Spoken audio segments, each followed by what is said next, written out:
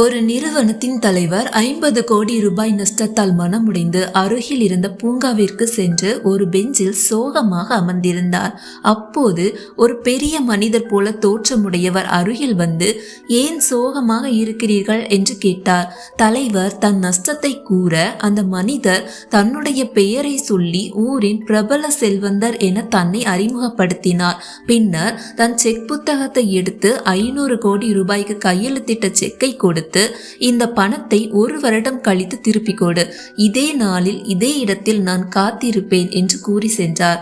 தலைவர் அந்த செக்கை பயன்படுத்தாமல் அலுவலகத்திற்கு சென்று ஊழியர்களை கூட்டத்திற்கு அழைத்து, நமக்கு 50 கோடி நஷ்டம் ஏற்பட்டுள்ளது, ஆனால் என்னிடம் 500 கோடி உள்ளது, அதை தொட மாட்டேன், நம்மால் இந்த நஷ்டத்தை மீட்டெடுக்க முடியும், உங்களுடைய ஒத்துழைப்பு எனக்கு தேவை என்று உற்சாகமாக பேசினார். அதன் பின் தவறுகள் கண்டுபிடிக்கப்பட்டு திருத்தப்பட்டன. ஊழியர்கள் முழு மனதுடன் வேலை செய்தனர். தலைவர் தினமும் உற்சாகத்துடன் செயல்பட்டார். 1 வருடம் கழித்து நிறுவனம் 550 கோடி லாபம் ஈட்டியது. அந்த நாளில் தலைவர் அந்த செக்கை எடுத்துக்கொண்டு பூங்காவிற்கு சென்றார். கடந்த வருடம் அமர்ந்த அதே பெஞ்சில் காத்திருந்தார்.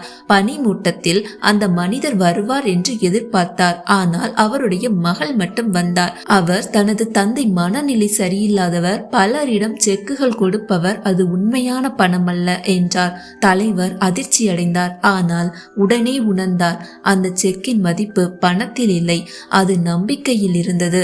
அந்த நம்பிக்கையே அவரை மீட்டது. ஒரு மனிதன் நம்பிக்கையை உணர்ந்தால் எந்த நஷ்டத்தையும் மீறி வெற்றியை அடைய முடியும். நம்மால் முடியும் என்று நம்புவதுதான் முதல் வெற்றி.